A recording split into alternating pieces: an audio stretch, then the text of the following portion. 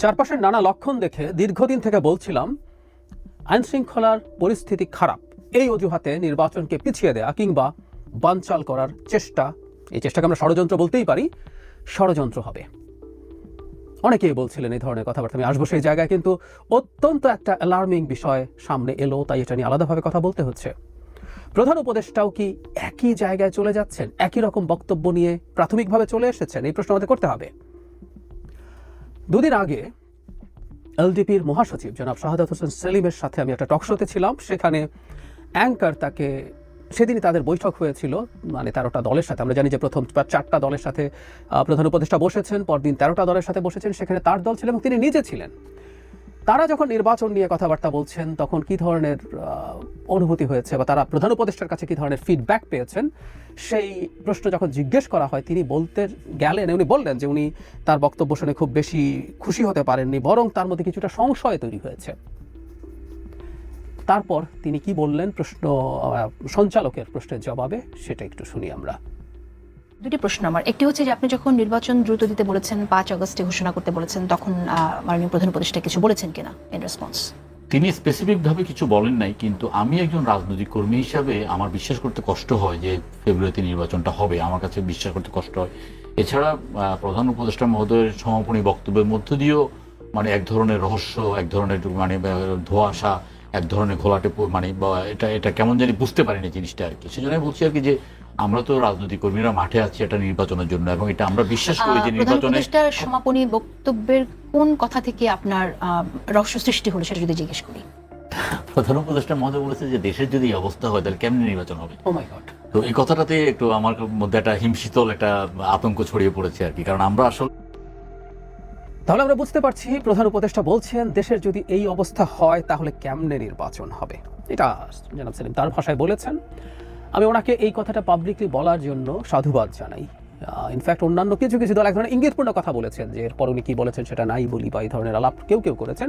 কিন্তু আমি মনে করি 13 দলে যারা ছিলেন তারা পাবলিকলি এই কথাগুলো বলা দরকার, কারণ প্রধান উপদেষ্টা তাদের কাছে এই তথ্যটা দিয়েছেন। আমি ধারণা করি আস্তে আস্তে তিনি জনগণের উদ্দেশ্য বলতে শুরু করবেন, মানে দেশের যদি এই অবস্থা হয় তাহলে নির্বাচন কেমনে হবে।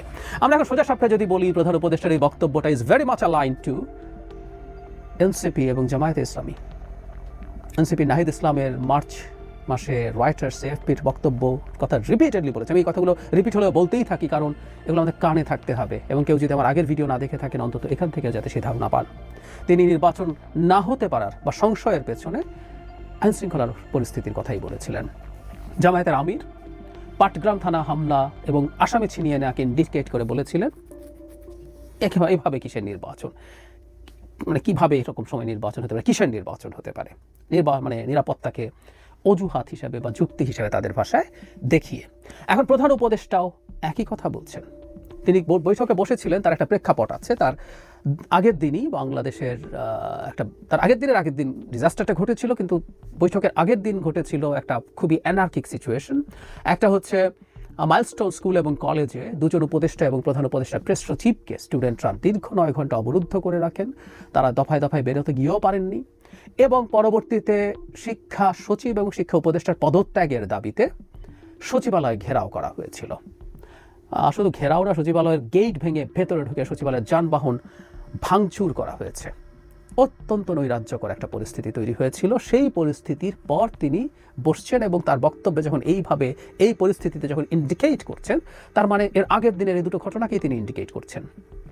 আমি বলছিলাম ওই দুটা ঘটনাকে কেউ ব্যবহার করছে না কেন? যারা নির্বাচনের পরিবেশ নেই, আইনশৃঙ্খলার অবস্থা ভালো না বলে যারা নির্বাচনকে পেছাতে চান, তারা কেন আওয়াজ করছেন না? কিন্তু আমি এটাও বলে রেখেছিলাম এই দুটো ঘটনাও সব ঘটনার সাথে যুক্ত হয়ে ইউজড হবে।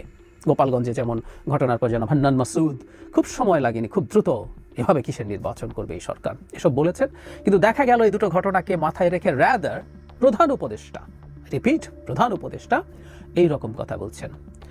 মজার ব্যাপার, আমরা আসলে প্রধান উপদেষ্টাকে যদি এই প্রশ্ন এখন করি, দেশের আইন শৃঙ্খলার অবস্থা দীর্ঘদিন থেকে খারাপ, অনেকবার বলেছি, শোরগোল করেছি, কিন্তু স্বরাষ্ট্র উপদেষ্টাকে তো সরানোর মতো বা পরিবর্তন, মানে আমরা প্রায় একটা কথা বলছি, এটা পরিবর্তন করলেই যে সব ঠিকঠাক হয়েছে তো নট নেসেসারিলি, কিন্তু এটা হতে পারতো যে আমরা প্রধান উপদেষ্টার আন্তরিকতা বুঝতে পারতাম যে উনি চেষ্টা করছেন। হয় ওনার ক্যাবিনেটের আর কাউকে এখানে দায়িত্ব দেয়া, আমরা জানি না কেউ এটাকে সমর্থন করবেন কিনা। জেনারেল শাখাওয়াত যখন প্রথম দায়িত্ব ছিলেন সবচেয়ে ভঙ্গুর অবস্থায়, তিনি বেশ ভালোই কাজ করছিলেন বলে আমরা বাইরে থেকে মনে হচ্ছিল। তারপর তার কিছু এক বক্তব্য নিয়ে সবার খুবই ক্ষোভ হলো, তাকে সরিয়ে দেওয়া হলো। তিনি ক্যাবিনেটে আছেন, কিন্তু সরিয়ে দেওয়া হলো। তিনি বা আর কেউ যারা বেটার পারফর্ম করছেন অথবা বাইরে থেকে কাউকে এনে এখানে দেয়া, এটা শুধু উপদেষ্টা না, ওখানে একজন বিশেষ সহকারীও আছেন। সবকিছু মিলে এই মন্ত্রণালয় তো খুবই খারাপ চলছে। আবার স্বরাষ্ট্র উপদেষ্টার কাছে কৃষি মন্ত্রণালয়ও রাখা হয়েছে। এই হচ্ছে ডক্টর ইউনূসের ম্যানেজমেন্টের স্টাইল। তিনি যদি পরিবর্তন করার চেষ্টা করতেন, তিনি যদি কোনো সিরিয়াসলি কাজ করার চেষ্টা করতেন বা একটা কমিটি করে দিতেন যারা এই আইন শৃঙ্খলাকে আলাদাভাবে দেখবে, বিশেষভাবে দেখবে, তাহলে বুঝতাম যে তিনি চেষ্টা করছেন। তাহলে তো তিনি চেষ্টা করছেন না। তিনি চেষ্টা করছেন না। কেন করছেন না? তিনি বা এখন এই প্রশ্নগুলো তাকে সরাসরি করে ফেলাও বিব্রতকর মনে হয়। আমরা প্রায় বলতাম সরকারের একটা অংশ আছে যারা চায় এই পরিস্থিতিগুলো থাকুক এবং আরো খারাপের দিকে যাক। সো এই আলাপটা সামনে আনা যায়, যে আলাপটা এখন আসছে। এখন প্রধান উপদেষ্টাও কি এই চক্রকে এন্ডোর্স করছেন? আমি আবারও বলছি, আইন শৃঙ্খলার অবস্থা যে জায়গায় যাচ্ছে এটা সত্যিই খারাপ, কিন্তু আমরা সরকারের কোনো সিগনিফিকেন্ট পদক্ষেপ নেওয়া তো দেখি নাই।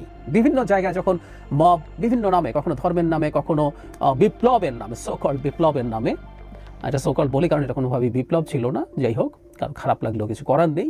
বিপ্লবের নামে বিপ্লবী লোকজন, এমনকি তাদেরকে এন্ডোর্স করার চেষ্টা করা হয়েছে মবকে। ইভেন জনাব নাহিদ ইসলাম বলেছেন এরা বিপ্লবের ছাত্র জনতা, বিপ্লবী ছাত্র জনতাই নাকি অনেক ক্ষেত্রে মব, কোনো কোনো ক্ষেত্রে মবকে প্রেশার গ্রুপ বলা হয়েছে। সো এই সম্মতি উৎপাদনের চেষ্টা হয়েছে এবং মবের বিরুদ্ধে যারা কথা বলেছে তাদের উপরে অনেকে হামলে পড়েছেন। আমি তাদের একজন, আমার উপরও প্রচুর আক্রমণ হয়েছে এগুলো নিয়ে। সো এগুলো যখন ঘটছে, কোনো পদক্ষেপ তো আমরা সেই অর্থে সিগনিফিক্যান্টলি দেখিনি সরকারের দিক থেকে, কোনো একটা জায়গায় কখনো দেখিনি। তো তা যদি হয়ে থাকে, তার আন্তরিকতা কোথায়? আমরা এই প্রশ্ন করব।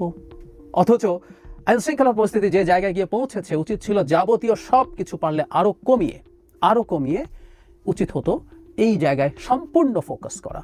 শুধু নির্বাচনের জন্য না, একটা রাষ্ট্রের সবচেয়ে বেসিক রুটিন কাজের মধ্যে এটা আসে। এটার জন্য এরকম অন্তর্বর্তীকালীন সরকারের কোনো প্রয়োজন নাই যে সংস্কার অনেক লম্বা কথা বলবে, সেরকমের দরকার নেই। একটা 3 মাসের তত্ত্বাবধায়ক সরকারেরও জরুরি গুরুত্বপূর্ণ কাজ হচ্ছে আইন শৃঙ্খলা রক্ষা করা এবং সেটাকে ঠিকঠাক স্ট্যান্ডার্ডে মেনটেন করা। আমরা জানি পুলিশ বাহিনীর সমস্যা আছে, কিন্তু পুলিশ বাহিনীর সাথে সাথে এখন ম্যাজিস্ট্রেসি পাওয়ার নিয়ে সেনাবাহিনী মাঠে আছে। কি করছে সরকার? আবারও বলছি, কোনো চেষ্টা দেখছি না, কোনো পরিবর্তন করার টেন্ডেন্সি দেখছি না। গোপালগঞ্জে যে ঘটনা হলো, ন্যূনতম রাজনৈতিক খোঁজখবর রাখা মানুষ এটুকু প্রেডিক্ট করতে পারত। আমরা অনেকেই করেছি। স্বরাষ্ট্র উপদেষ্টা এতটা হবে নাকি বোঝেননি। আমি আসলে মনে করি যাবতীয় সব গোয়েন্দা সংস্থা সঠিক তথ্যই দিয়েছিল এবং কনস্পিরেসি থিওরি বলতে পারেন কেউ, কিন্তু আমি এটাকে একটা অল্টারনেটিভ থিওরি হিসেবে বলতে চাই। সেটা হচ্ছে হতে দেয়া হয়েছে, কারণ এগুলো প্রত্যেকটা অ্যাকুমুলেট করছে। সচিবালয়ে শোনা গেছে ঢুকতে দেওয়া হয়েছে। অনেকে এখানে যারা ছিলেন যে পুলিশ ঢোকার ক্ষেত্রে বাধা দেয়নি, অথচ সেই বল প্রয়োগটা আমি একটা ভিডিওতে বলেছিলাম, সেই বল প্রয়োগটা গেটের বাইরেই হতে পারতো, যাতে গেটের মধ্যে দিয়ে ঢুকতে না পারে, কিন্তু গেট ভেঙে ঢুকে গেছে। এটা আসলেই খুব serious law and order situation. দেখা গেল যে সরকারের এই উইংগুলো কাজ করতে পারছে না। এখন প্রধান উপদেষ্টা নিজে বলছেন, প্রধান উপদেষ্টার মতো মানুষ নিজে যদি এই কথাগুলো বলেন, এটা অত্যন্ত অ্যালার্মিং। জনাব সেলিম যখন এই কথাটা প্রথম বললেন, আমি টকশোতে বসে আমার মুখ দিয়ে ও মাই গড স্পন্টেনিয়াসলি বেরিয়ে গেছে। এটা আসলে ও মাই গড বলার মতো ব্যাপার। আমরা এটুকু জানছিলাম যে প্রধান উপদেষ্টা অন্তত তার যে সম্মান রক্ষার জন্য তিনি যে কথা দিয়েছেন জাতির কাছে, সেটা রক্ষা করবেন, কিন্তু আর মধ্যে অন্য অনেকেই এই ধরনের চেষ্টায় আছে। কিন্তু ওনার এই বক্তব্যের পর আমরা এই সন্দেহটা রাখবো। আমি বলছি না নিশ্চিতভাবেই তিনি এর অংশ, কিন্তু এই সন্দেহটা আমরা প্রকাশ করে রাখবো, তিনি কি এটার অংশ? কারণ স্টেক ইজ সো হাই। বাংলাদেশের ভবিষ্যৎ আমরা আসলে কারো উপরে এইভাবে ছেড়ে দিতে পারি না। যেন তেন কিছু হতে পারে, এই পরিস্থিতিতে ছেড়ে দিতে পারবো না, সরি। সুতরাং আমরা আশা করি, আমরা মনে করি, আমরা যারা সচেতন নাগরিকরা আছি তারা তাদের জায়গা থেকে শোরগোল করবে এবং রাজনৈতিক দলগুলোকে খুবই ভিজিল্যান্ট হতে হবে। প্রয়োজন তাদের আস্তে আস্তে মাঠে নামার চিন্তা করতে হবে, যাতে এই ধরনের কোনো চেষ্টা হালে পানি না পায়। প্রধান উপদেষ্টার এই বক্তব্যকে সিরিয়াসলি নিতে হবে। কেউ কেউ বলতে পারেন যে অনেক বেশি সেন্সিটিভলি দেখাচ্ছে কিনা। আমি বলি সিচুয়েশনটা এখন এতটাই নাজুক, এতটাই টার্ময়েলের মধ্যে আছে, আমরা এতটাই ক্রান্তি লগ্নের মধ্যে আছি, এখন অত্যন্ত ছোট বিষয়কে বেশ বড় করেই দেখা উচিত হবে। এতে হয়তো কখনো কখনো বাড়াবাড়ি মনে হতে পারে, কিন্তু এটা আমাদের বিপদ থেকে বাঁচাবে। আমাদের খুব সতর্ক হতে হবে।